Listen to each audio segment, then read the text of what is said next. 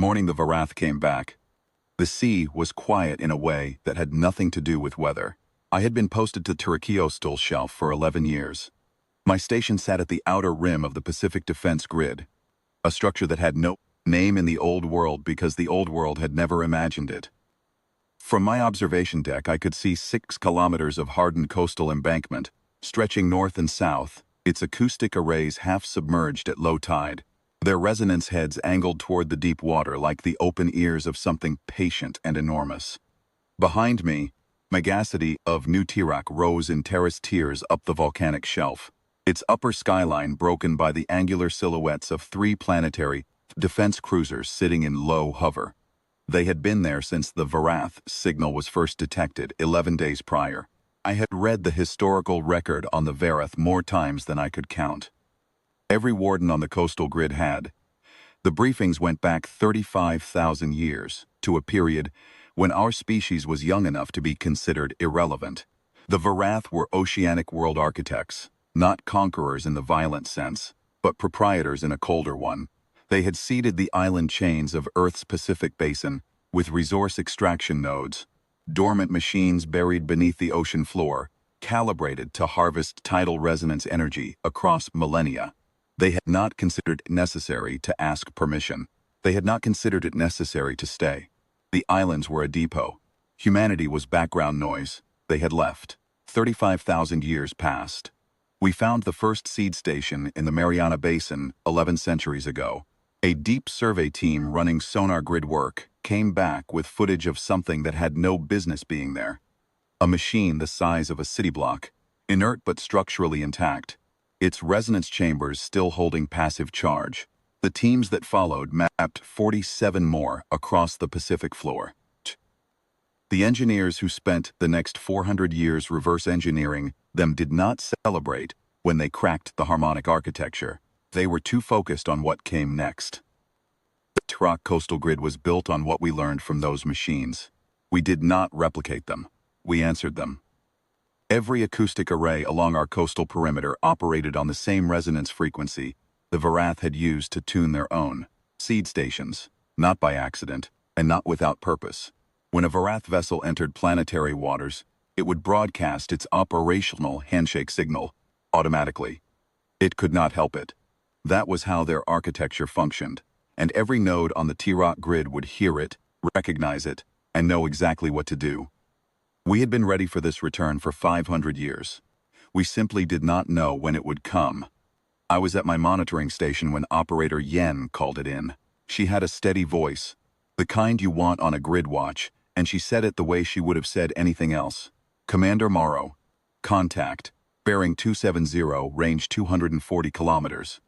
Handshake signal confirmed. Multiple hulls. I'm reading 7 primary vessels. The grid is already tracking. I set down my coffee and looked at the main display. The resonance returns were clean and sharp. Each Varath hull a bright node moving in loose formation toward the continental shelf. They were descending from high orbit in a standard approach pattern. The same pattern, our historians confirmed, as their original survey departures as 35 millennia ago. They were not being cautious. They were not running active scans. They were come back to pick up what was theirs, and they expected nothing complicated. I keyed the fleet channel. 3 planetary cruisers overhead acknowledged without commentary. Their weapons stations had been at readiness since the signal was first detected 11 days ago. I gave no order to fire. Not yet. Not until they were close enough to understand what they were seeing. The Varath formation crossed the 200-kilometer mark and slowed. Their lead vessel, a deep-hulled craft easily 4 times the length of our largest cruiser, built in a way that suggested something between a warship and a machine designed to harvest the sea, dropped to low atmospheric altitude and began its final approach. Through the long-range optics on my deck, I could see it clearly. Ancient, heavy, its hull plating the color of deep water. Its ventral surface open in several places to expose the resonance emitters they used to interface with buried stations. The emitters were active, broadcasting their handshake. The grid heard it. I watched the acoustic arrays below my station wake, not in the lurching, grinding way of something old being forced into use, In the smooth, even way of something that had been waiting, each resonance head rotated to bearing, locked, and began its counterpulse. Along 600 kilometers of coastline, from the northern reaches of the Tirak Shelf to the southern processing stations near the old Kermadec Ridge, the grid answered the Varath handshake, with a signal those machines had been designed to obey. The lead Varath vessel stopped. I watched it on the display. The hull vibration readings spiked as the resonance counterpulse hit their emitters, and the onboard systems responded to what they were hearing. They were receiving a command signal in their own protocol architecture, and the command was not a greeting. We had not built the counterpulse to destroy. We had built it to override. Their seed stations in the Pacific floor had been ours for centuries. They had been retasked, drained, and sealed. The Varath handshake was finding nothing below. No live nodes, no stored charge, no passive resonance field waiting to be harvested. 47 stations gone, and the signal coming back at them from our coastal arrays was telling their systems, in their own language, that this grid was occupied, that the resonance architecture of this world had been claimed. The Varath formation held position for 4 minutes and 17 seconds. I watched their fleet channel light up on the passive intercept feed. We could not translate their language in real time, but the volume and frequency of transmissions told a story without words. They were conferring. They were checking their readings again. They were, I suspected, beginning to understand that the planet they had left as a convenient resource depot had done something in their absence that they had not predicted and could not simply reverse. Then the lead vessel began a slow turn. It did not turn back immediately. It came within 90 kilometers of the Tirak Shelf's outer perimeter, before it stopped again, close enough that I could see its scale without instruments filling a full quarter of the horizon. Its hull so massive that the displacement wake of its low passage raised a visible swell along outer breakwater. I did not flinch. Neither did Yen nor any of the 8 operators at their stations behind me. 3 planetary cruisers above New Tirak descended 2 kilometers. Not to attack, to be visible. I keyed the broadband transmitter and read the prepared statement. It was not long. Our diplomatic corps had drafted it over the course of a decade, and every revision had pushed it toward fewer words. You are at the boundary of Earth's sovereign grid. Your resource infrastructure in Pacific sector has been decommissioned. This world is not available for retrieval, reclamation, any operational use. You may leave under observation. Any further approach will be answered with force proportional to the threat. Silence on the broadband. The lead vessel held for another 2 minutes. I watched the resonance readings as its emitters tried, one more time, to locate a live seed station. There was nothing to find.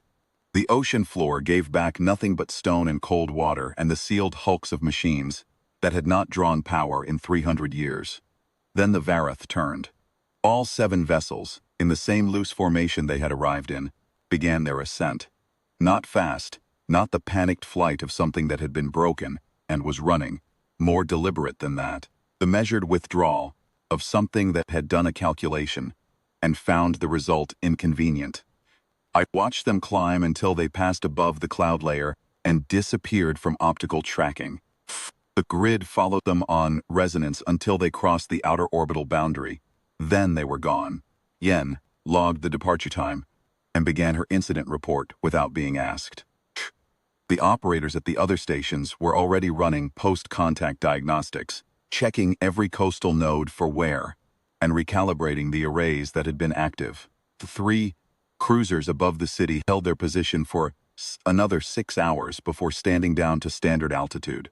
I stayed at my deck until full dark. The sea below the Tirak Shelf settled back into its ordinary rhythms, the long Pacific swells running in from the west, breaking against the embankment with the same patient force they had always used. Somewhere below that water, 7 dead machines lay sealed in the dark, waiting for owners who would not find them useful anymore. We had not built this world to impress the Varath. We had built it because we remembered what it meant to be someone else's resource, and we had decided, quietly, over the course of 35,000 years of their absence, that we would never be that again. They had come back to claim what was theirs. What was theirs was gone. What stood in its place was our, That was all the answer they needed, and we had been ready to give it long before they arrived.